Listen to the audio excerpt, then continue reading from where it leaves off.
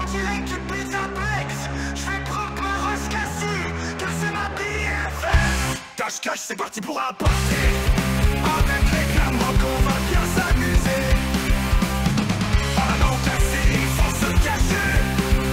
J'ai donc un endroit où te planter. Si Freddy te chope, tu es niqué. Ha ha ha ha. Dans le Pizzaplex après minuit, t'es foutu, tout est pourri. Pourquoi jamais tu rentrais, tu pourras t'échapper. Non, t'échapper. Oh. Si le staff te trouve, il va te casser. Tu dois faire attention et bien te cacher. Rosie ne sera pas toujours là pour aider. Et en plus mon petit est féroce, quel danger. Cassie, cache-toi et reste y planqué. Le Pizzaplex après minuit, t'es foutu, tout est pourri. Pourquoi jamais tu rentrais, tu pourras t'échapper. Non, t'échapper. Oh. Plus jamais dans le Pizzaplex. Enfin ça c'est une autre histoire. La la la la la la la.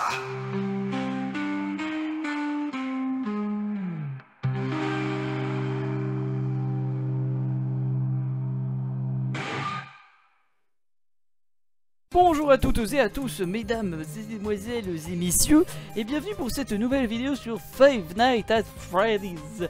La dernière avant de parler de Secret of a Mimic. Nous allons parler aujourd'hui de Escape from the Pizzaplex. Alors c'est vrai que j'arrive après la guerre, hein, le roman interactif est sorti le 1er avril de cette année. Ce qui est rigolo, c'est une blague. Non. Mais bon, la version dématérialisée, j'ai mis un peu de temps avant de la voir, donc voilà. Ah, c'est un petit peu comme pour le comics, hein. C'est pour ça que ça arrive aussi tard sur la chaîne. Et j'en suis désolé du retard que j'ai pris. Pardon, genre vraiment pardon, je m'énerve pour rien, c'est vrai. Alors une fois n'est pas coutume, nous allons aller sur le générique et c'est parti.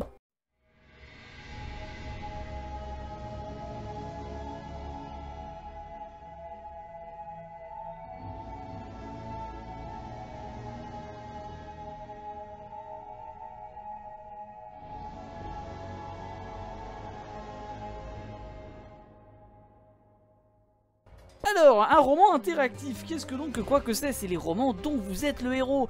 Vous choisissez les interactions que vous allez choisir. Bon, très mauvais résumé, mais en gros, vous allez avoir le choix contenant les actions à faire et à réaliser pour vous amener sur des différents chemins. Alors, moi, je vous avoue, j'ai pas forcément tout exploré.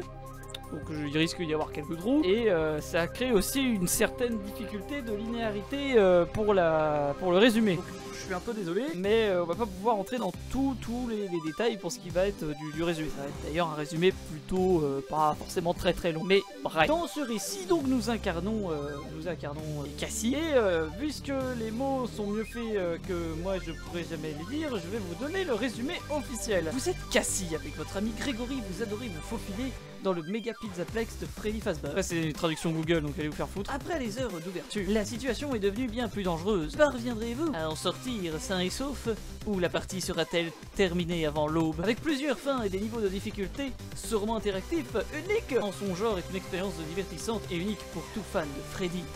Fin de résumé que nous avons sur chacun des petits romans interactifs. Oui, d'ailleurs, il s'agit du tome 4, plutôt du tome 3, puisque VIP était le tome 0, tome 3 et dernier tome de cette série. Mais ça, on en reparlera plus pour la partie conclusion. Alors, tout commence dans le prologue où Grégory et Cassie, qui sont meilleurs amis, sont dans le Pizzaplex. Hein. Bon, alors, on va pas vous faire... Enfin, je vais pas vous faire des choses que vous savez, hein, mais voilà. Cassie, elle est fan de Roxy. Grégory, lui, en tout cas, fait une surprise...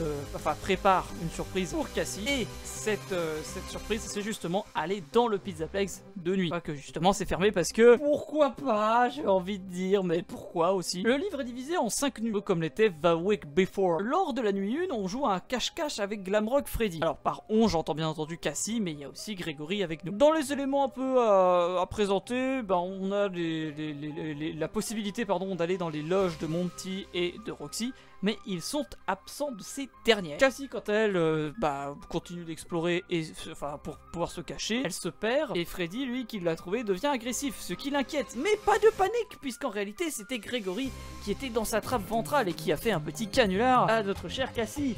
Ha ha ha, nique ta mère, Grégory. La nuit 2 commence alors que nous allons avoir un choix se cacher dans le Montigator Golf ou le Ponnyball. Alors, peu importe le choix qu'on va choisir, très important. Moi, je vais prendre celui du Montigator Golf parce que bah, c'est celui que j'ai pris. Mais sachez qu'il n'y a pas vraiment de grosse différence. Hein. Juste dans le Ponnyball, à un moment donné, on se cache dans une poubelle. Et voilà. Dans le Montigator Golf, alors là, c'est là où on va se cacher seul puisque bah, Grégory va se cacher quant à lui dans le Ponnyball. On fait la rencontre de Monty. Donc là, on a la possibilité de se cacher pour des raisons. Et bah, à chaque fois que Monty nous trouve, on est capoute. Oui, parce que dans ce genre de roman, il y a des game over. Au bout d'un moment, donc, Monty nous trouve et il est devenu bizarre et agressif, ce qui inquiète Cassie. Elle croit que c'est une nouvelle blague de Grégory, mais Grégory lui dit que non, qu'il pense que notre cher Monty a probablement été glitché ou hacké. Et il dit qu'il va réussir ou qu'il peut réparer ça. Nous passons à la nuit 3 où justement Freddy attrape le bras de Cassie et lui parle d'un nouveau personnage pour la licence, en VO le Regen, et en français le réactif. Je dis réactif parce que je suis un connard qui utilise la VF. Même si ce livre n'a pas de VF officiel, j'ai décidé de lui donner un nom français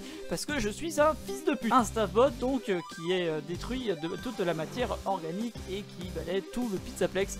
On en reparlera après, ne vous en faites pas, mais il n'y a pas grand chose de plus à dire sur lui. Donc Freddy, il veut mettre en sûreté Cassie parce que bon, ce truc, s'il détruit la matière organique, bah il va détruire Cassie qui est de la matière organique. Alors élément assez intéressant par contre, ouais, non, on en reparlera plus tard, vous en faites pas. Il cache Cassie, il va se... Et avec Grégory, ils veulent se focus sur le Reagent ensemble, on va lui péter la gueule. Parce que, bah oui, en fait, la manière de travailler de ce staffbot, c'est justement avec un gaz. Donc il veut gazer Cassie. Comme en 39-45. Le réactif est sur le point d'art dans cette nuit. Et Roxane, en fait, bah, c'était Roxane. Oh, Cassie, elle a cru que c'était le réactif, mais non. C'est Roxane Wolf. Puis elle s'effondre parce qu'elle s'est quand même un petit peu fait gazer la gueule et bah, forcément, tu tombes dans les pommes. J'ose l'imaginer. La nuit 4 commence avec Cassie qui reçoit des physiphase de Roxy puisqu'elle a la gorge enfin, pleine de sable pour dire qu'elle est sèche. Hein, c'est une expression aussi américaine. La relation entre Roxane et Cassie est un peu développée. Enfin, il n'y a pas grand chose d'intéressant. Hein, juste, bah, elles sont BFF et puis voilà. Roxy a une upgrade avec les mains de Monty, élément qu'on pouvait faire justement dans le jeu. Security Breach, en améliorant Freddy. Et dans le lobby, nous retrouvons Grégory qui se bat avec Freddy, mais c'est bizarre.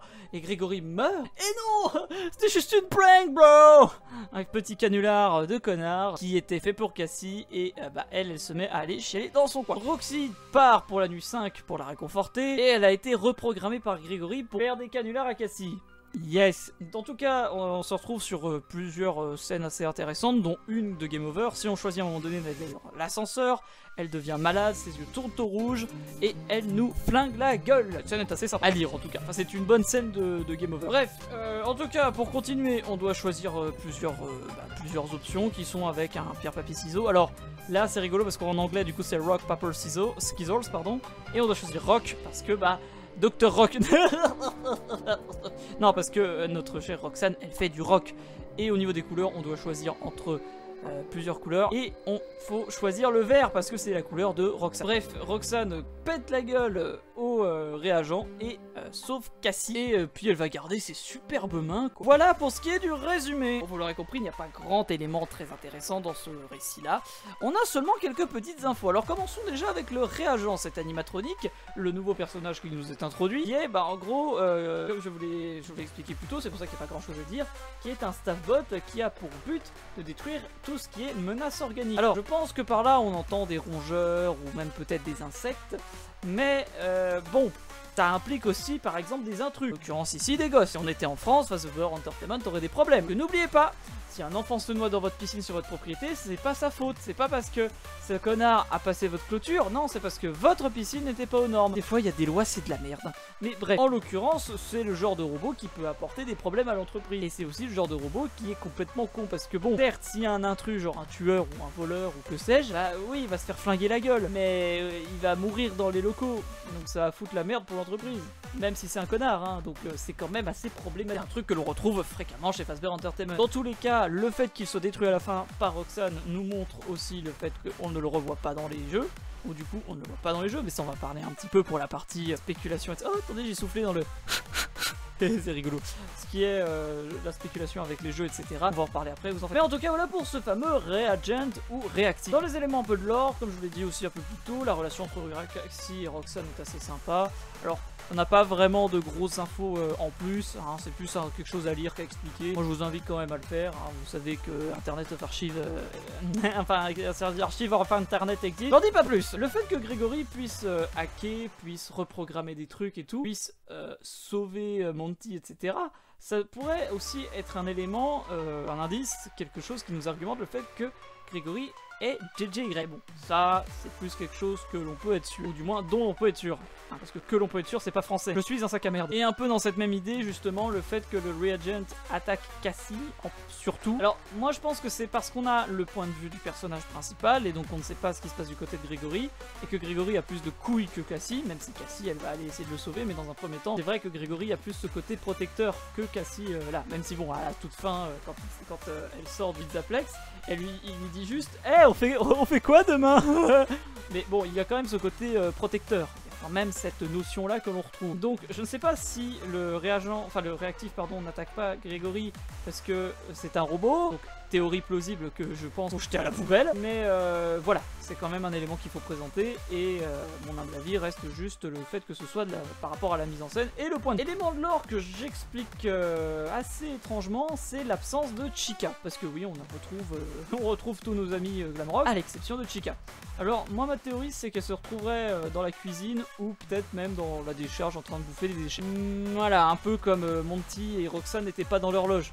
Monty était dans Monty's Garden Golf et peut-être que Roxane, elle était trafiquée par Grégory dans un coin. Alors, elle était au Roxy Raceway. Et voilà, je vois pas vraiment d'autres éléments pour justifier ça. Et en soi, c'est pas des choses très très importantes. Mais c'est quand même des petits éléments à présenter. Alors, je les présente parce que n'oubliez pas que je suis un connard. Après, pour ce qui est la place du lore de ces livres-là, donc les romans interactifs, en soi, la timeline, elle est assez simple. C'est-à-dire que dans un premier temps, on a Return to the Pit, ensuite on a The Week Before, après on aurait VIP, parce que dans VIP, on est sur une version ancienne Pizzaplex, puisqu'on n'a pas encore la garderie, et ensuite on aurait justement Escalade qui amène ces notions déjà de quelque chose de plus récent. Après, pour l'appartenance à la continuité générale, ça c'est quelque chose que j'avais amené dans la vidéo sur les bouquins, c'est que à mon sens, vu que ça reste des bouquins, ça va dans la continuité des bouquins. Mais c'est vrai qu'en y regardant dans les détails, on peut placer ces 4 bouquins dans la timeline des jeux. Ça rentre. À peu près, ça a l'air de coller. Week Before a quand même des répliques qui sont très accurées. Return to the Pit est une réécriture de Into the Pit, donc elle peut coller quand même à l'intrigue des jeux, même si on n'a pas de trace d'Eleanor, alors qu'on a une trace d'Eleanor dans ce bouquin-là. Ce qui reste quand même bizarre. VIP peut passer, hein. De toute façon, on a quand même déjà eu des mascottes de cochons, et vu qu'il a du code mimique en lui, c'est quelque chose qui peut passer. Et idem pour celui-là, ça colle assez bien avec les jeux, et ça peut expliquer aussi un peu de contexte avant Security Breach. Mais voilà. À mon humble avis, on est plus sur un entre-deux. Alors, je parlerai des notions de continuité plus en détail, même si je l'ai déjà fait dans une vidéo de 11 heures, dans la vidéo de Secret of the Mimic, mais à mon sens, on est plus sur des notions de lore bonus. Je m'explique. Ces bouquins ont été faits pour les 10 ans de FNAF. À la base, Escape to the Pizzaplex devait sortir plus tôt en 2024.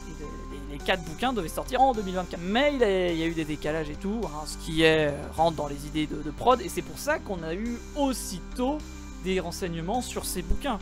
Qu'on a eu aussitôt les résumés et qu'on a eu aussitôt les covers, les couvertures, pardon. Parce que c'était un bonus pour les 10 ans. Un peu comme l'est actuellement Into the Pit le jeu. C'est du bonus. Donc à mon sens, on est plus sur 4 bouquins qui peuvent apporter du contexte et des notions de lore. Par exemple, tout connement, VIP ça donne une autre version de tout ce que peut être le code mimique. Et il y aura du fanservice aussi, parce qu'on est dans le Pizzaplex, mais on n'est pas Grégory ni Cassie. Donc c'est quelque chose d'extérieur, un truc un peu de renouveau. Return to the Pit, c'est la réécriture aussi d'un bouquin qui est très très connu, qui est même le bouquin le plus connu pour tous les bouquins, toutes les nouvelles. The Week Before, c'est en lien avec le premier jeu, et forcément ça nous parle du fun guy, donc niveau fanservice et contexte, c'est très intéressant. Et Escape to the Pizzaplex, c'est pareil, c'est le nouveau, le moderne, le néo-FNAF un peu, avec justement cette notion post-L.T, avec le mimic, le glitch trap et tous ces éléments. Donc, à mon sens, on est là juste sur une licence qui a voulu apporter un peu de bonus, et on peut piocher les éléments et notions de lore de cette quadrilogie, ou trilogie officielle et quadrilogie non officielle, afin de pouvoir mettre nos petites théories en disant oui, alors dans le bouquin on a telle explication, telle explication, telle explication. Mais les notions un peu de continuité, j'en parlerai vraiment dans Secret of the Mimic, parce que personne n'a vu la vidéo de 11 heures, ce que je peux comprendre. Mais bon, j'ai fait une version courte de 2 heures que personne n'a voulu voir non plus, je peux comprendre aussi, hein, je suis une merde MDR. Mais voilà, je réexpliquerai ces notions là dans la vidéo Secret of the Mimic. Pour ce qui est de l'utilisation du lore et du canon dans Five Nights at Freddy's. Ainsi s'achève cette petite spéculation et vidéo d'analyse, de résumé, art, hein, grosso merdo, pour Escape from the Pizzaplex, qui était le dernier livre de cette saga des romans interactifs. Alors peut-être qu'on aura des nouveaux trucs sur des romans de Vous êtes le héros de Fazbear Entertainment, mais voilà. Alors j'ai pas traité The Week Before et Return to the Pit sur des vidéos à part, et je ne le ferai pas, parce que je l'ai fait justement dans les vidéos sur les bouquins, parce que c'est là que je traitais le sujet. Et bon, bah, hasard des choses, les 2 livres sont sortis à ce moment-là. En tout cas, c'était encore un plaisir de vous parler de Five Nights at Freddy's. J'aime beaucoup cette licence et je l'ai toujours aimée, et j'ai hâte de voir la suite. Et nous, on se retrouve pour FNAF avec Secret of the Mimic, et si je dis pas de conneries, normalement, c'est la vidéo qui arrive la semaine prochaine, à moins que je sois mort. Si je suis mort, il n'y a pas de vidéo la semaine prochaine, mais il y a des vidéos programmées à partir de la semaine prochaine jusqu'au mois d'août. Voilà, alors si vous regardez cette vidéo dans 50 ans, ou même 3 mois, le côté RP est à chier. Mais bref, bisous, à la prochaine, prout. J'aime bien ce genre de mot de fin. Bonjour, laisse un commentaire, laisse un like et abonne-toi à la chaîne. Allez, au revoir.